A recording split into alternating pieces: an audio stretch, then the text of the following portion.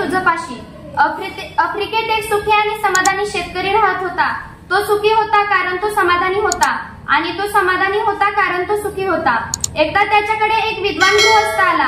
गप्पांच्या ओघात अस्सल हिऱ्यांचे सौंदर्य व सामर्थ्याचे वर्णन करताना तो म्हणाला, तुझ्याकडे अंगठ्या एवढ्या आकाराचा हिरा असेल तर तू एक शहर खरेदी करू शकशील। तुझ्याकडे मुठीच्या आकाराचा हिरा असेल तर तू कदाचित आपल्या देशाचा मालक बनशील। त्या रात्री शेतकऱ्याला झोपच आली नाही। त्या माणसाने केलेलं हिऱ्याचं वर्णन त्याच्या कानामध्ये घुमत होतं। त्याच्या दुःखाचं मूळ त्याच्या असमाधानात होतं आणि असमाधानाचे कारण त्याच्या दुःखात होतं। दुसऱ्या दिवशी सकाळी आपले संपूर्ण शेत विकून व घरातील लोकांची व्यवस्था लावून तो हिऱ्याच्या शोधात बाहेर पडला। संपूर्ण आफ्रिका खंड त्यानं पालथं घातलं पण त्याला काही हिरा मिळाला नाही। युरोप पालथा घातला तरी त्याला हिऱ्यांचा शोध लागला नाही। स्पेन मध्ये पोहोचला तेव्हा तो शारीरिक, आर्थिक आणि मानसिक दृष्ट्या पूर्णपणे उद्ध्वस्त झालेला होता।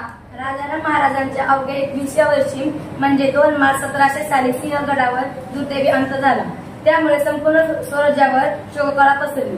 शर्ककथे छत्रपती शिवाजी महाराजांनी स्थापन केलेले हिंदवी स्वराज्य मोगलांनी छत्रपती संभाजीराजांचा अनाहुष वध करून समाप्त करीत आणलेले होते। परंतु राजाराम महाराजांनी ते नव्याने उभे केले। राजाराम महाराजांच्या आणखी काही वर्षे आयुष्य मिळाले असते तर संभाजी महाराजांच्या वधानंतर ते गमावले गेले ते निश्चितपणे परत मिळवले असते। तसेच उत्तराच्या मोगली प्रदेशावरील मराठ्यांच्या आक्रमण ते झाले असते। परंतु संभाजी महाराजांच्या वधानंतर स्वराज्यावर खूप मोठी संकटे येत गेली। सर्व संकटावर मात करीत राजाराम महाराजांनी मोगली सत्तेची टक्कर देऊन स्वराज्य सावरले। महाराष्ट्र, कर्नाटक, आंध्र, तमिळनाडू येथील सर्व मराठे संघटित करून औरंगजेब सारख्या बलाढ्य शत्रूशी गड्डी जवळून देऊन राज्य राखले। राजाराम महाराजांचे सगळीकडे बॉम्ब हल्ल्यात उद्ध्वस्त झालेल्या मातीच्या पडक्या भिंतीचे ढिगारे दिसत होते। परवानाने तिचे लक्ष दिले नाही।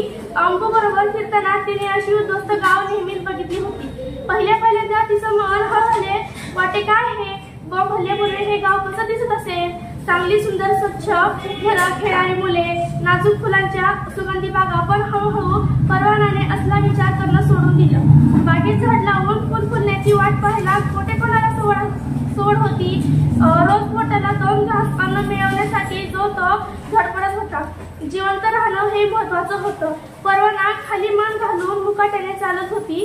वाटेतले दगड पायाला लांब उडवीत त्या माणसामागून गपचूप पुढे जात राहिली। हे माझं छोटस घर, तो म्हणाला। गावाच्या कोपऱ्यात एका छोट्याशा मातीच्या झोपडी पुढे परवाना उभी होती। 5 वेळा या घरावर बॉम्ब पडले पण मी डगमगलो नाही। 5 वेळा कोसळले हे घर पुन्हा उभे केले, तो अभिमानाने सांगत होता। व्यक्तीच्या, समाजाच्या व राष्ट्राच्या जीवनामध्ये इतिहासाचे स्थान महत्वाचे आहे। प्रत्येक व्यक्तीच्या जीवनात गत काळात घडणाऱ्या घटना फार महत्त्वाच्या असतात। त्याचप्रमाणे समाज किंवा राष्ट्र यांच्याही बाबतीत गत काळात घडलेल्या घटनांना फार महत्त्व असते। गत काळातील घटनांमुळे चालू स्थितीत कसे आचरण ठेवावे याचा वस्तुपात मिळतो। चालू परिस्थितीत उद्भवणाऱ्या समस्या व त्यांचे स्वरूप पाहताना त्यांचा इतिहासाची बराचसा समज असतो। म्हणून इतिहास नीट समजून घेतल्याशिवाय निर्माण होणाऱ्या समस्येचे नीट उकल होणार नाही। भविष्याला डोळसपणे सामोरे जाण्यासाठी ऐतिहासिक घटना या वर्तमानाला मार्गदर्शक ठरल्याचे दिसून येते। त्यामुळेच इतिहासाचे महत्त्व अनन्यसाधारण आहे।